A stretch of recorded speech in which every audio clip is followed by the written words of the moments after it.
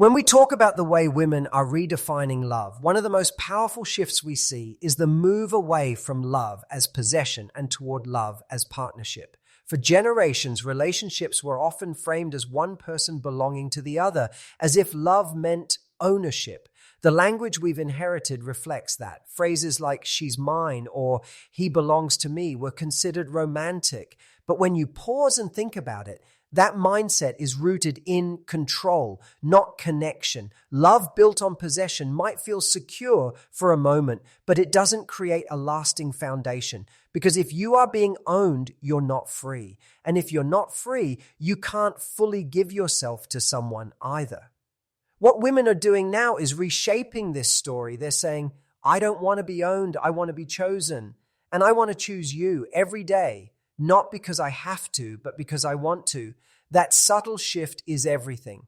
Partnership means that love becomes a conscious choice, not a cage. It means that each person retains their individuality, their voice, their dreams, while also building something together. It is not me disappearing into you, but me and you creating an us. And if we're honest, that's harder. Ownership is simple. It's about rules, restrictions, and control. Partnership demands presence, effort, and respect. In a partnership, you don't just get to claim someone's loyalty. You have to earn their trust daily through the way you show up. You have to be willing to collaborate, to compromise, to adapt. This is the new definition of strength in relationships, and it's one women are unapologetically asking for. Think about it this way. In business, we know the difference between a boss and a partner. A boss dictates, demands, and expects obedience. A partner contributes, listens, and works toward mutual success. In love, it's the same. Women know long. Want bosses in their relationships. They want partners. Someone who's standing shoulder to shoulder with them, not standing above them. Someone who respects their independence while still deeply valuing the connection they share. And here's where it gets even more interesting. Partnership doesn't weaken love. It strengthens it. When you stop trying to control someone, you give them the space to lean in fully. When someone feels free to be themselves, they actually give more of themselves. Women understand this intuitively, which is why they're redefining the old model. They don't want a relationship that restricts them. They want one that empowers them. If you're listening to this and you're in a relationship, ask yourself, am I trying to own this person or am I choosing to walk beside them as an equal? That question can change the way you see your connection, because possession might keep someone around for a little while, but partnership is what inspires them to stay for the long haul. And that's the new rule of love. It's not about owning someone's heart. It's about earning the right to share it every day through choice, through respect, and through genuine partnership. Closing statement: love as possession dies, but love as partnership lives and grows. Choose the kind of love that doesn't hold someone down, but lifts both of you up. That's the love worth fighting for. Another powerful shift we're seeing in the way women redefine love is their insistence on authenticity, on relationships that feel real instead of ones that look perfect from the outside. For so long, love has been wrapped up in performance. The perfect couple smiling in pictures, saying all the right things at family gatherings, posting curated snapshots online. But here's the truth. The pursuit of perfect love often masks the absence of true connection. And women are increasingly refusing to play that game. They are stepping away from the performance and saying, I don't want the illusion of love. I want the experience of it. This is such a radical shift because it challenges the deep conditioning many of us grew up with. Think about the stories, the movies, the cultural scripts we've inherited. Love was portrayed as this flawless, picture-perfect thing. No arguments, no uncertainty, just a blissful march toward happily ever after. But what women are asking for now is something more profound. They want love that allows them to show up as their full selves, flaws and all, without fear of rejection. They want to be loved in the messiness of life, not just in the highlight reels. And that requires a different kind of courage, because authenticity means vulnerability. It means being honest when you're tired, when you're frustrated, when you're afraid. It means letting your partner see the parts of you that you might not even like yourself. And that's not easy. It takes strength to let down your guard, to stop performing, to trust that you'll still be chosen when you're not putting on your best face. What women are redefining here is the very foundation of intimacy. Intimacy isn't about never fighting, never disagreeing, never showing weakness. Intimacy is about being safe enough to be fully seen. It's about being able to say, here I am, imperfect but real, and I want and you to love me in this truth. That's the kind of love that doesn't crumble under pressure because it was never built on pretending in the first place. For men, for anyone in relationships, this is both a challenge and an opportunity. The challenge is that you can't hide behind perfection anymore. You can't just check the boxes and hope that the picture looks good enough from the outside. But the opportunity is extraordinary. You get to build a love that actually feeds you instead of drains you. A love where you can breathe, where you don't have to edit yourself down into a version you think will be acceptable. The women leading this shift are showing us something powerful. Perfection doesn't create love. Truth does. When you strip away the masks, when you risk being seen, you create space for real connection to grow. And in that space, love becomes stronger, deeper, and infinitely more rewarding than anything you could post online. Closing statement. Perfection is fragile, but authenticity is unbreakable. The future of love isn't about looking flawless. It's about being fearless enough to be real. And that's the kind of love worth redefining. One of the clearest ways women are redefining love today is through their insistence on partnership over hierarchy. For centuries, relationships were structured like a pyramid, with one partner, often the man, positioned at the top, holding more authority, more freedom, and more say in how life unfolded, while the woman was expected to support, follow, or adjust. But the rules are changing. Women aren't asking for someone to lead them or control them. They're asking for someone to walk beside them. That subtle but profound shift changes everything about what love looks and feels like. Because think about it. Partnership isn't about one person carrying the vision while the other person plays a supporting role. Partnership is about collaboration. It's about two people pooling their strengths, balancing each other's weaknesses, and building something they both have ownership over. When women say they want equal love, this is what they mean. They don't want to just be passengers in someone else's life story. They want to co-author the narrative. And this doesn't mean women want to dominate or reverse the old power structures. This isn't about switching seats in the pyramid. It's about tearing the pyramid down altogether and replacing it with a circle, a space where both people stand on level ground, facing each other, sharing responsibility, sharing vision, sharing power. This idea of partnership has practical implications too. In daily life, it means both voices matter in decisions, big and small. It means chores, financial planning, parenting, and emotional labor aren't automatically assigned by gender roles, but negotiated with fairness and respect. It means one person's career goals don't always eclipse the other's dreams. It means both people feel that their time, energy, and aspirations are equally valuable. But at its core, this is not just about logistics. It's about respect. When women push for partnership, they're saying, I want to be seen as your equal in every sense. I want my thoughts to matter, my feelings to matter, my ambitions to matter. And when a relationship is built on that kind of respect, it creates something incredibly powerful, mutual empowerment. Each person feels stronger, not because they dominate the other, but because they are supported, challenged, and elevated by the other. Now, this shift can feel uncomfortable for those who are used to more traditional roles. Equality sounds wonderful in theory, but in practice, it asks us to confront our egos. It asks us to notice where we might be holding on to power, control, or comfort at the expense of our partner's growth. It asks us to redefine masculinity and femininity, not as rigid roles to perform, but as energies we share and balance together. The beauty of this redefinition is that it doesn't just benefit women.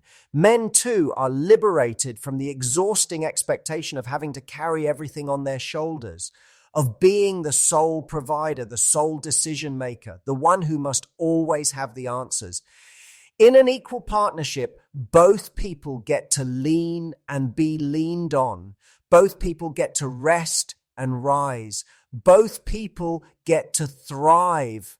One of the most powerful ways women are reshaping love today is by refusing to accept relationships where their emotional needs are minimized, ignored, or dismissed. For a long time, women were told, sometimes subtly, sometimes explicitly, that love meant sacrificing their feelings for the sake of harmony. They were praised for being understanding, forgiving, and selfless, even when it came at the expense of their own well-being. But modern women are beginning to say no. They're recognizing that emotional intimacy isn't a luxury in a relationship, it's the foundation.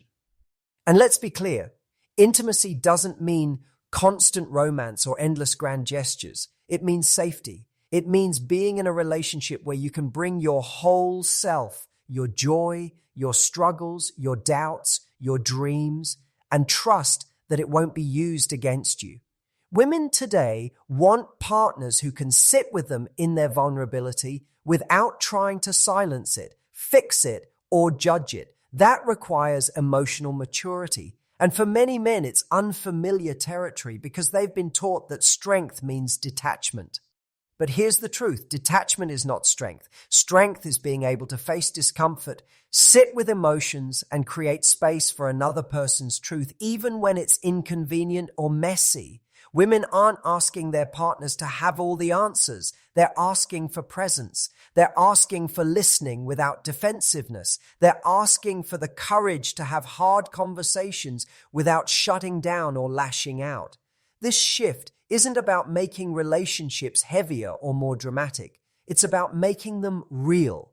Because a love that only exists in the highlights, the vacations, the celebrations, the moments when everything is easy, isn't real love. Real love lives in the trenches. It's built in the nights where one person feels overwhelmed and the other chooses to lean in instead of walk away. It's shaped in those conversations where honesty feels risky, but you say the truth anyway because you know that hiding will only create distance. And here's the paradox. When women raise the bar for emotional intimacy, they're not just demanding more, they're offering more. Because intimacy isn't one-sided. When a woman insists on openness, she's also inviting her partner into deeper connection. She's saying, I want us to really know each other, not just live side by side. And when that invitation is accepted, the relationship transforms. It becomes a space where both people feel seen, not just for what they do, but for who they are. This requires courage on both sides. It's not easy to unlearn the patterns of avoidance or defensiveness that many of us carry, but the reward is profound.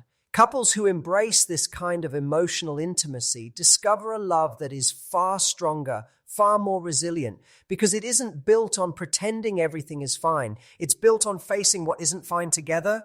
One of the most underestimated shifts happening in modern relationships is how women are redefining independence inside love. For generations, independence and intimacy were seen as opposites. You were either free or you were committed. If you chose love, especially as a woman, you were expected to give up pieces of yourself, your ambitions, your voice, your personal growth, sometimes even your sense of identity. The unspoken rule was that closeness meant merging so fully with another person that there was no longer space for your individuality.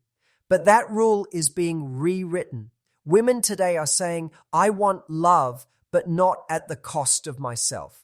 They're rejecting the idea that being with someone requires shrinking. Instead, they want a partnership that honors two whole people standing side by side. And that changes everything. Because when independence is respected inside a relationship, love doesn't become a cage. It becomes a launch pad.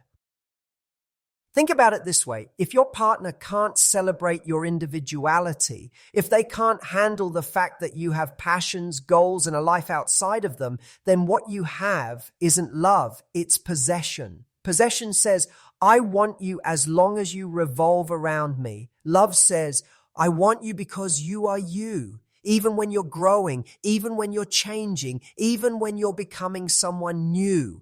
That's the kind of love women are demanding now, and it's a challenge to anyone who still clings to outdated notions of control or dependency. This doesn't mean women want distance or disconnection. Quite the opposite. They want a partner who sees their independence as an asset to the relationship, not a threat. When both people are allowed to expand individually, the relationship itself expands. It becomes richer, more dynamic, more resilient, because it isn't built on fear of losing each other. It's built on the freedom to choose each other again and again from a place of strength, not necessity. The truth is, independence in love requires more trust, not less. It demands that both partners have the security to know that space doesn't mean disinterest, and individuality doesn't mean rejection. It's about shifting from a mindset of ownership to a mindset of partnership. And women today are unapologetic about drawing that line. They're no longer willing to trade self-respect for companionship because they understand that the moment you give up your independence for love, you lose the very core of what makes love sustainable: choice. What makes this shift so powerful is that it doesn't just liberate women, it liberates men too. Men who embrace this new model of love find themselves free from the exhausting role of being their partner's everything. They get to love a woman not because she depends on them, but because she chooses to walk beside them as an equal. That's real intimacy. That's real freedom. One of the most defining truths about modern love is that women are no longer looking for relationships that merely survive. They want relationships that help them thrive. Survival love is built on doing the bare minimum, keeping the peace, paying the bills, showing up physically while being absent emotionally. It's love that exists in name but lacks the depth and vitality that makes it meaningful. For too long, women were conditioned to accept this version of love because it was stable, predictable, and socially acceptable. But stability without growth is stagnation, and stagnation slowly kills intimacy. What women are demanding today is evolution inside relationships. They want love that grows as they grow, that evolves as life evolves.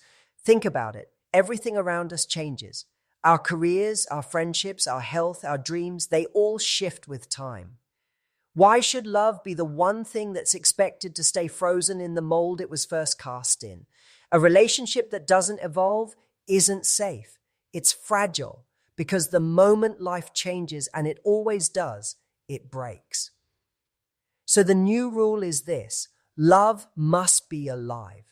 And being alive means it's in motion, it's flexible, it's adapting. Women don't want a partner who says, I loved who you were when I met you, but I don't know how to love who you are becoming. They want someone who leans into change, who sees growth not as a threat, but as an invitation to deepen intimacy.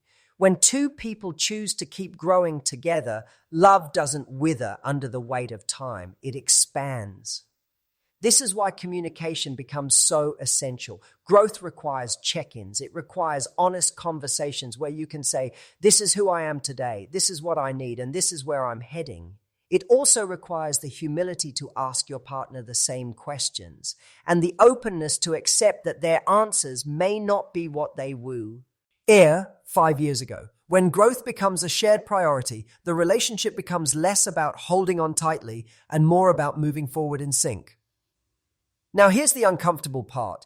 Growth-oriented love demands vulnerability. It means you can't hide behind routines or use predictability as a shield. It means allowing yourself and your partner to change, knowing that with every shift comes the possibility of outgrowing each other. But here's the paradox. When you embrace that risk, the bond often becomes stronger because it's no longer held together by fear. It's held together by choice, by the willingness to keep showing up as two evolving individuals committed to building something new every day. Modern women are done with love that sits still. They're done with the kind of relationship that looks good on paper but feels lifeless in practice. What they're after is a partnership that stretches them, that inspires them, that asks more of them than passivity. They want to look back after 10, 20, 30 years and see that the relationship didn't just last. It grew, it deepened, it transformed alongside them